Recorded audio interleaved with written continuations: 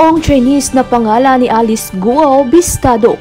Si Guo Huaping nga ba ang totoong Alice Guo?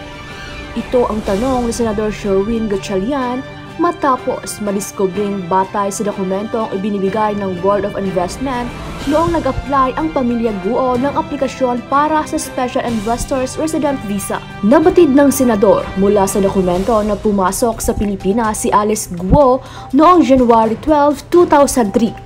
Nakasaad din sa dokumento na ang nakarehistrong ina ni Guo Huaping ay isang Lin Wenyi na nauna nang pinagdududahan ni Gatchalian bilang biological mother ni Mayor Guo.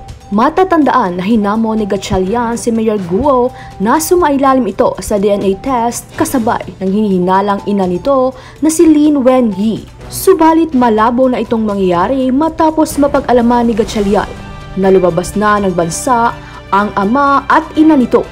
Ang dapat gagawin. Kung tayo si BBM, kung tayo ang presidente ng Pilipinas, ano ang dapat na gagawin? Pag-usapan natin ito, sakasakali pa lang makakarinig sa atin ang si BBM at makakuha siya ng ideya sa atin kung paano dapat aristuhin itong pinaka-problema na tinatawag na China. Sobra na. Hindi ko na makaya ito. Kumbaga, ano na ito? Hindi na ito usaping hindi na ito usaping kung ano pa pang-insulto na tututudo na ito sa atin ang ginagawa ng China. At nagtataka naman ako, walang reaksyon na maayos ang ating bansa. Ano ating presidente? Ano ginagawa mo, BBM? Puro ka lang kwento. Walang kwenta. Sus. Okay, ako pa pala, sabi ng, di ba, malapit nang mamamatay ang nanay ko, sabi niya, kalbo ako pero gwapo ko. Malapit na siyang mag 1 year ang pagkamatay niya noong June 21, 2023. At ako'y naluluha kung makikita ko ang kanyang mga video na siya buhay pa, nagkikwento sa akin. So anyway, that is not important. What is important is our country, the Philippines. Kung anong pagbababoy, kung gaano ka magnanakaw ang ating mga politiko sa Pilipinas, siya naman silang gaano kawalang kwenta sa pakikipaglaban para sa bayan. Ano bang gagawin natin ito? Sa ngayon, habang nag-uusap tayo, alam nyo na siguro ang nangyayari. Kanina, binangga ng China, Coast Guard ng China, ang mga barko ng BIFAR natin na lulan noon ay mga Philippine Navy soldiers. Isa sa mga sundalo doon ay naputulan pa ng pinlalaki o thumb. Resulta ng sadya ng pagbunggo nila. Kung may mga konsensya yung mga inchik na yan, kung mga tao sila, dapat hindi nila ginawa yun. Unang-una, wala sila karapatan. Wala sila sa karapatan para lumapit dyan. Pangalawa, alam nila na nagdesisyon na ang Permanent Court of Arbitration na wala silang karapatan dyan sa ating exclusive economic zone. Pwede silang pumunta, pero huwag silang mang-agaw, pumatay ng Pilipino, huwag silang mangisda dyan, at huwag dadaan lamang kayo, hanggang dyan lamang kayo.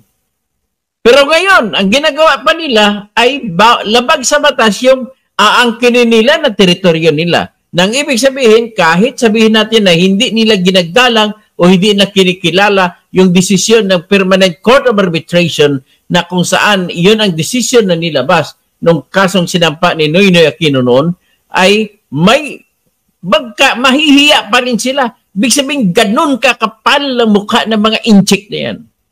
Hindi ko dinadamay ang mga Chinese sa Pilipino dito. Kasi ako, lolo ko, Chinese din, nanggaling. Pero hindi yan ang pinag-usapan natin. Ang pinag-usapan natin, ang pagiging makabansa mo. Pag makabansa ka, dapat nirespeto nyo ang inyong bansa, ha? Xi Jinping, siguro panahon na ito, sa ginagawa mo yan, panahon na po, hindi na po tayo pwede mag-angal-angal, kwento-kwento, at iiyak na iyak. Filipino does not cry. We are not born to die for nothing. History shows na natalo natin ang China doon sa Korean War. 90,000 soldiers, Chinese soldiers, ang kalaban ng ating mga sundalo. Ang sundalo natin, ano lang, 10,000 lang sila. Ang pinatay nila sa Chinese na nung sa gera doon, umabot ata 50,000. So ganun, bakit tayo matatakot? Ano ka ba, BBM? Anong klaseng utak ka mayroon? Napakabubo mo naman. All right, nagsimula ito sa ginagawa ni Duterte, pero hindi po yan rason para hindi ka gumawa ng paraan, BBM. Tandaan mo, ganito lang yan. It's only a game of psychological warfare.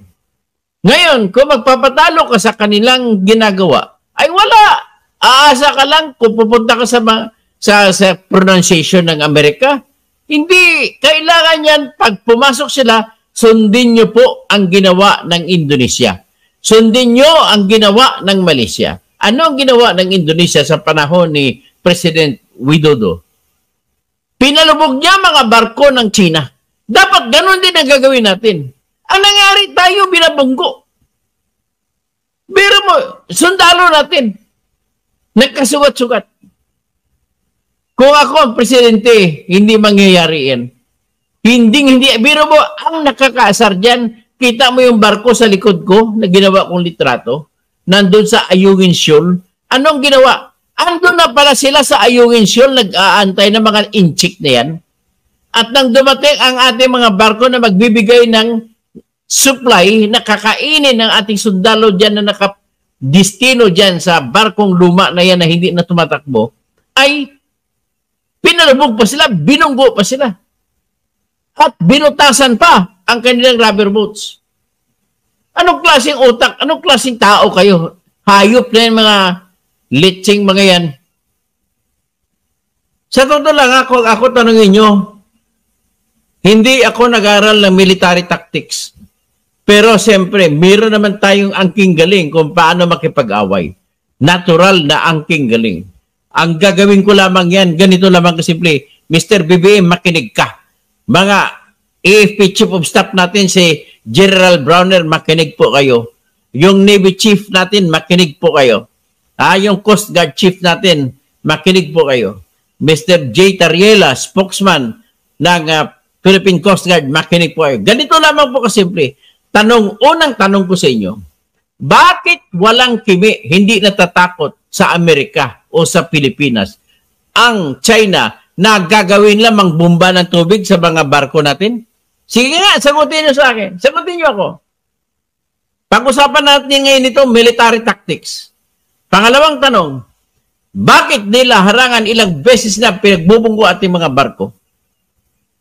Bakit na ginagawa yan? Alam naman nila na nag-anunsyo na ang Amerika, natutulungan tayo ng Amerika. Pero bakit nila patuloy ginagawa? Alam naman nila na ilang beses na nag-military exercises na lumayag sa dagat sa exclusive economic zone ng Pilipinas ang barko ng Amerika, barko ng Australia, barko ng Pilipinas at barko ng iba pa. Sumama pa rin ang Japan. Pero bakit patuloy pa rin ginagawa sa atin? Ha? Bakit nitong pinakahuli? Nasasaktan ng ating biro mo, bubutasin mong rubber boats, hindi malulunod yung mga sakay. Ginawa nila yon.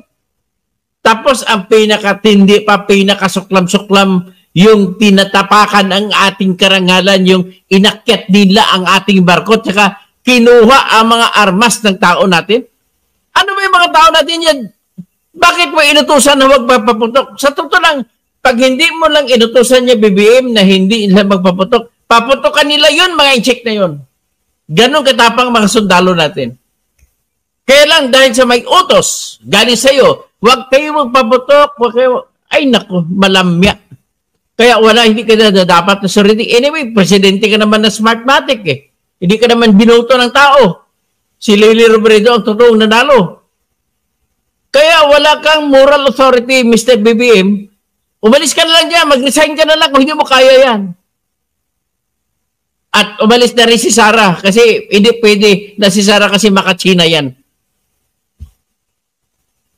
Anyway, pareho lamang kayo ni Sara na Smartmatic na papanalo sa inyo. Kaya kayong dalawa, wala kayong karapatan dyan sa opisina na inyong inuupuan. Alright, kahit so wala kayong karapatan, please naman, dahil kayo ang aktual na nakaupo, sa inyo nakasalalay ang kinabukasan ng Pilipinas. At bakit hindi nyo magagawa ng paraan? Noong una, ang tao, mga Pilipino, nakatingin lamang, okay lang, sige, pagbigyan natin. Pero may hangganan ang pasensya. Sinasabi nga, walang forever. Ano pa ang silbi ng ating lupang hinirang kung iyon ay nilagay sa dulo nito na ang mamatay ng dahil sa iyo kung hindi man lang tayo magkipagpatayan? Ano pa ang silbi? Kung ako, listen up, mga PME graduates, tingnan nyo kung valid ba ang aking argumento. Mga COCC graduates sa lahat ng ROTCs, pakinggan nyo ako. Lahat ng mga officers candidate school na graduates, pakinggan nyo ako kung tama ba ito sa akin ng anak ko. Ito, tagalogin ko para hindi maintindihan ng inchik. Kung ako po ang inyong leader, ang gagawin ko simple lang, magpadala na ako ng malaking pwersa ng Navy dyan sa ating exclusive economic zone.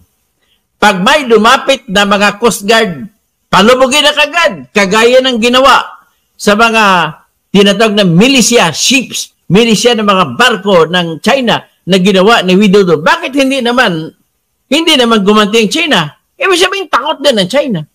Indonesia pa lang yan. How much more kung Pilipinas nakakampi ang Amerika? Gano'n lang ako kasimple. Anyway, kung magkagira man yan, bakit tayo matatakot kung magkakagira? Wala tayong dapat katatakutan. Bakit? Ang gira, kung magkagira man, nandun lang sa gitna ng dagat. Batuhan lang sa barko. Palubugan lang ng barko sa barko, eroplano sa eroplano, doon lang yan sa West Philippine Sea ang labanan. Wala sa lupang Pilipinas. Sigurado ako dyan. Hindi papunta. Bakit? Kasi bawal po sa international law. At natatakot dyan ang China sa international law ang maglulusob sa ibang bansa. Bawal po yan. Kagaya ng ginawa ng Russia, kaya na-issuean sila ng warrant of arrest, si Putin. Bawal po ang lumusob o sa English pa, it is illegal for one country to invade another country. So ngayon, ang awayan, makukonfine lang, doon lang ang awayan sa dagat. Ibig sabihin, meron naman tayong mga drones, gamitin natin ang drones, at drone ang pabantayin natin, at drone ang pabubumbahin sa mga Coast Guard ng mga China. Gano'n lang ako kasimple. Kung gumanti sila, let there be war. Gano'n lang kasimple. Ang prinsipyo natin is, we welcome war. We love peace, but we welcome war. Gano'n lang dapat ang policy din. Ang presidente natin kasi, malamya na peking presidente, ma-fake news na presidente, malamya. Hindi alam kung anong gagawin. Hanggang kwento-kwento lang, hanggang sabihin lang, sasagutin lang ang general ng China. Nasasabihin niya, this is a world issue. Papalakpak naman ang mga ugok ng mga Pilipino na maka-BBM. Hindi po yan. That's not the way how to fight.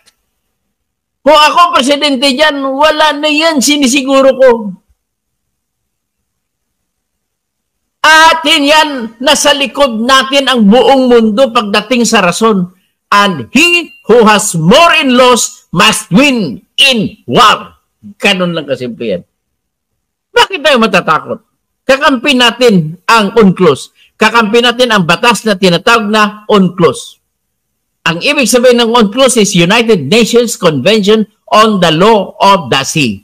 Ang pinaka-importanting batas na nakasulat yan ay ganito. Sa loob ng 200 nautical miles mula sa pinakadulong pampang ng isang bansa ay sakop ng bansa. Yun yung tinatawag sa dagat na 200 nautical miles. Ha? Anong ibig sabihin ng 200 nautical miles? Kung sa kilometro pa, that is equivalent to 340 kilometers. Ngayon, dalawang klase po ang teritoryo sa dagat, sa kahit anong bansa, Pilipinas man o hindi.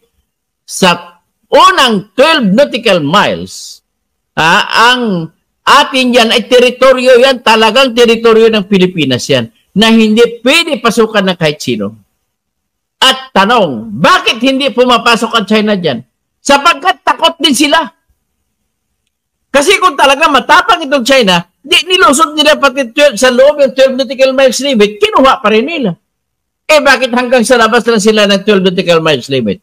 Kasi alam nila na tayong ugali natin ay pasensyoso. Naku, siguro it's now high time na maipakilala natin ang bangis ng Pilipino sa buong mundo. Hindi na pwede ito. Hindi na pwede ito. Pero kukunin, akitin kayo sa barko nyo, kukunin ang ating mga armas.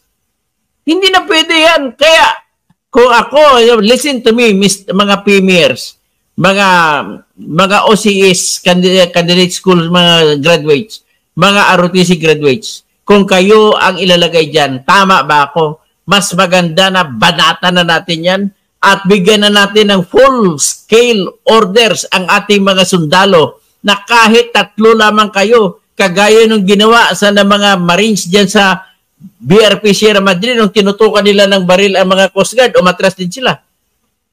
Alam mo, kung inunahan nila tutok yun, masyado kayo malamya eh. Kaya inakyat kayo, kinuha pang baril ninyo. Anong klase? Kung ako naman ang commander doon ng mga army doon, ang gagawin ko talaga, paputukan ko yung mapatay na yung isa sa mga Chinese doon. Hindi pwede sa akin yan. Talaga, bansa ko na ang nakataya dito, hindi sarili ko.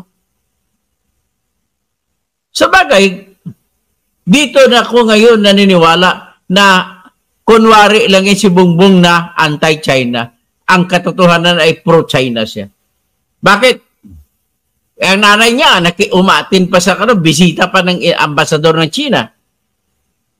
Pangalawa, bakit hindi tayo mag-boycott? Kung hindi nyo kayang gawin, nananawagan ako sa mga aking subscribers. Kahit mga subscribers ko lamang kayo, kahit mga followers ko lamang kayo, tayo na ang mag-boycott ng lahat ng China na produkto. Huwag na tayong bumili niyan. That's the way how to help. Dapat, kung ako naman si Marcos, ang gagawin ko, aside from military options, ay mag-utos ako sa ating bansa na stop payment ang lahat ng utang ng Pilipinas sa China, huwag nang bayaran. Hanggat hindi sila aalis sa West Philippine Sea, huwag bayaran. Dapat ganun.